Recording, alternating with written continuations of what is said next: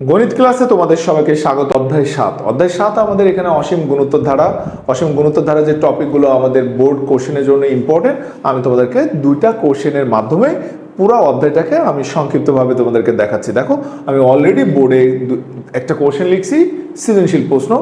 এটা করলে এই রিলেটেড ম্যাথগুলোই আমাদের আসে। তো এই চ্যাপ্টারে যদি ম্যাথ আসে, এটার বাইরের কোনো অংশ না। তা আমি তোমাদেরকে এখানে দেখো ক খ গ তিনটা কোশ্চেন, একটা সৃজনশীল অর্থাৎ ময়মনসিংহ বোর্ডের একটা কোশ্চেন আমি তোমাদেরকে সলিউশন দেওয়ার ট্রাই করছি। মাই ডিয়ার স্টুডেন্টস, আমরা যদি এখানে ক নম্বর প্রশ্নটা দেখো, আমাদের এখানে একটা উদ্দীপক 1 নম্বর দিয়েছে, 2 নম্বর, দুইটা ধারা দিয়েছে। কতে বলছে এই সংখ্যাকে, এই মূলদীয় সংখ্যাকে অর্থাৎ আবৃত দশমিক ভগ্নাংশকে তুমি মূলদীয় ভগ্নাংশে নিয়ে আসো। এটা আমরা করব, খুব ইজি একটা কোশ্চেন।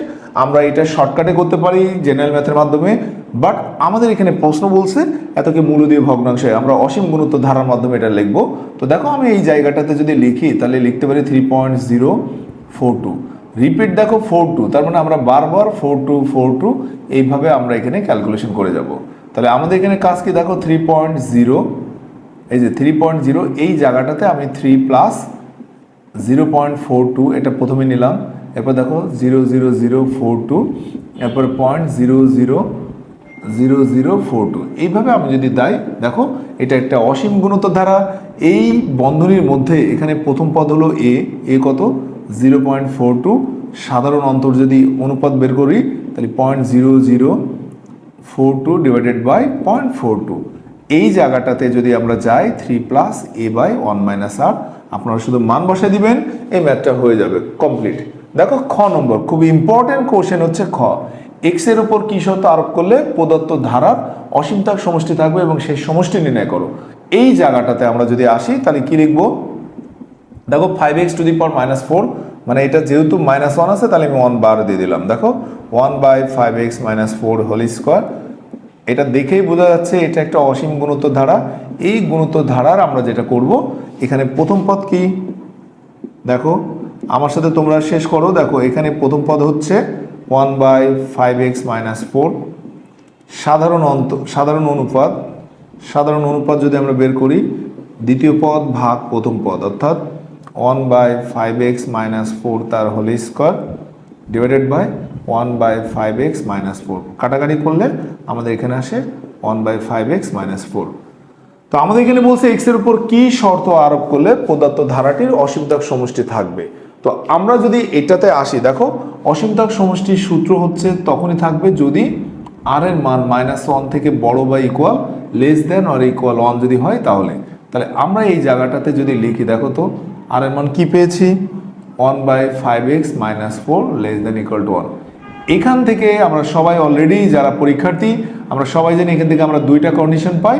সেই কন্ডিশন যদি আমরা এখানে নিই, দেখো আমি যদি এটাকে লিখি, দেখো -1 5x-4, now 5x-4 less than equal to -1, অর্থাৎ 5x less than equal to 3।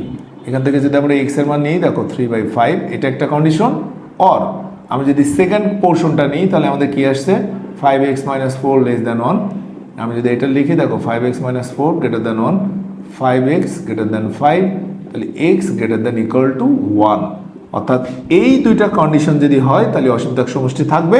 আর অসীমতার সমষ্টির সূত্র মাই ডিয়ার স্টুডেন্টস আপনারা সবাই পারেন। এখানে মানটা বসায় এই কোশ্চেনের অ্যান্সারটা আমরা দেওয়ার ট্রাই করব।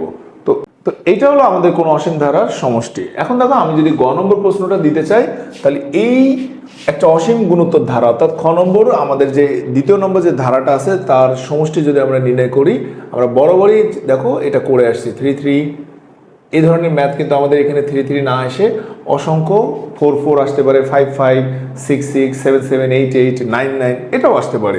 তো আমাদের কাজ কি দেখো, আমরা 3 যদি 3/9 কমন নিই, তাহলে এখানে আমাদের প্রত্যেকটা ম্যাথে, অর্থাৎ আমাদের এখানে আসছে 9 99 999 প্লাস ডট ডট n সংখ্যক পদ।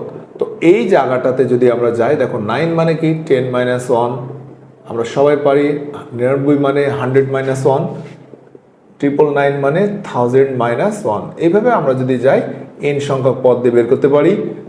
দেন আমরা এখান থেকে আমরা যদি এটা ক্যালকুলেশন করি, দেখো 10 square 10 cube plus dot dot, আমরা যেহেতু n সংখ্যা তাহলে এটা 10 টু দি পাওয়ার n। এভাবে যদি আমরা -1 দিয়ে যাই তাহলে এটা টোটালটা হলো n। এই জায়গাটাতে দেখো 3/n, আমি যদি 10 কমন নিয়ে নিই তাহলে এখানে কি আসছে 1 + 10 + 10 স্কোয়ার প্লাস ডট ডট, এই n এর পরিবর্তে তখন আসবে 10⁻n - 1 minus 3n/9। My dear students, আমাদের এখানে খেয়াল করো, দেখো এটা একটা গুণোত্তর ধারা চলে আসছে। এই গুণোত্তর ধারা এখানে আমরা যদি সাইড নোট দিই, দেখো r এর মান কত আসছে 10/1, যেটা বরাবরই 1 থেকে বড়। তাহলে 1 থেকে বড় হলে কোনো গুণোত্তর ধারার সমষ্টির সূত্র কি a × r⁻n - r-1। আমরা জাস্ট এখানে ফর্মুলাটা পুট আপ করবো। দেখো 30/9 এখানে যদি a মানে কত 1, তারপরে 10⁻n - 1 ডিভাইডেড বাই 10 - 1 - 3n/9। এই জায়গাটাতে যদি আমরা আসি 30/20 10⁻n - 1 - 3n/9। এই টাইপের ম্যাথ আমাদের অর্থাৎ অধ্যায় 7 গুণোত্তর ধারার সবচেয়ে ইম্পর্টেন্ট যে ম্যাথ, সেই ম্যাথটা আমি তোমাদেরকে দেখালাম। আমরা যদি অধ্যায় 7-এর 2টা প্রশ্ন এইভাবে সলভ করি, আমাদের এখানে কি বলছে, একটি গুণোত্তর ধারার প্রথম পদ এত, অসীম তক সমষ্টি এত। ক নম্বর প্রশ্ন বলছে ধারাটির সাধারণ অনুপাত নির্ণয় করো। ধারাটির সাধারণ অনুপাত নির্ণয় করো। বাট স্টুডেন্টস, আমাদের এখানে প্রথম পদ মানে কি, দেখো প্রথম পদকে আমরা বলি এ মানে হচ্ছে হাফ, আর অসীম তক সমষ্টি এটার মান দেওয়া আছে 1/3। আমাদেরকে সাধারণ অনুপাত ধরছে, সাধারণ অনুপাতের সূত্রকে দেখো a/1 - r। তাহলে আমরা যদি এখানে মানটা বসাই, দেখো 1/3, a মানে হাফ, 1 - r। আমরা বরাবরই এই জায়গাটাতে যদি আসি, দেখো তো একটু খেয়াল করে, এখান থেকে যদি ক্যালকুলেশন করি 1 - r, তাহলে আমাদের আসছে 3/2। নাও আর এর মান হচ্ছে 1 - 3/2। আমরা যদি প্লাস মাইনাস করি, দেখো 2 - 3 অর্থাৎ -1/2 আসছে। এখানে আর এর মান আসছে -1/2। তো বাকি কাজটা আমাদের এখানে দেখো বলছে ধারাটি নির্ণয় করো এবং প্রথম 10টি পদের সমষ্টি নির্ণয় করো। মাই ডিয়ার স্টুডেন্টস, আমরা যদি খতে যাই, খতে গেলে আমাদের এখানে এ আসছে কত, দেখো এ হলো হাফ, আর এর মান হচ্ছে -1/2। আপনারা সবাই গুণোত্তর ধারা এইভাবে মান বসায়, এই যে আমরা যদি এইভাবে মান বসাই, দেখো এখানে একটা সুন্দর ধারা আসবে। যেহেতু এখানে মডুলাস আর এর মান কত, হাফ, 1 থেকে ছোট, তাহলে অতএব সমষ্টি কি হবে a 1 - r⁻n divided by 1 - r। সমষ্টির সূত্র আপনারা এখানে অ্যাপ্লাই করবেন। কেন এটা করলাম, যেহেতু হাফ হচ্ছে 1 থেকে ছোট, তাই আমি এই সূত্রটা অ্যাপ্লাই করব। মাই ডিয়ার স্টুডেন্টস, আমাদের গ নম্বর প্রশ্নের অ্যান্সার দেখো। খ কিন্তু আমি তোমাদেরকে দেখাই দিলাম। গ, ধারাটির প্রথম কতটি পদের সমষ্টি 85/256। যেহেতু আমাদের এখানে গ নম্বরে দেখো প্রথম পদে আছে হাফ, সাধারণ অনুপাত আর এর মান দেওয়া আছে -1/2। কততম পদের সমষ্টি জানি না, যেহেতু -1/2 1 থেকে ছোট, তাহলে আমাদের কাজ কি, আমরা এখানে লিখব n-তম পদের সমষ্টি এত। দেখো n-তম পদের সমষ্টি, n-তম পদের সমষ্টি আমরা জানি a 1 - r⁻n divided by 1 - r। এইটার সমান সমান আমরা লিখতেছি কত, 85/256। তাহলে এ যদি ধরি, দেখো half, 1 - -1/2n divided by 1 + half.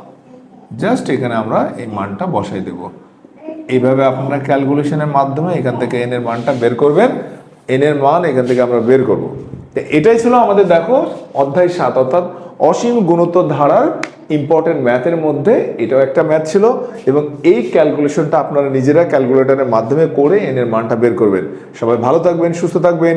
আপনাদের অনশর্ট ক্লাস অনবরত চলতে থাকবে। এসএসসি 2026 যারা আসো, তোমরা এই ক্লাসগুলো দেখে নিও এবং এই ক্লাসের মাধ্যমে তোমরা তোমাদের মেধা, অর্থাৎ তোমরা তোমাদের প্রিপারেশন কেমন আছে, কতটুকু সঠিক আছে, বা তোমরা আসলে কতটুকু বুঝলে। যদি তোমরা বুঝতে না পারো, আমার সাথে যোগাযোগ করো, আমি সোহেল স্যার তোমাদের সাথে থাকবো। সবাই ভালো থাকবেন, সুস্থ থাকবেন। আল্লাহ হাফেজ।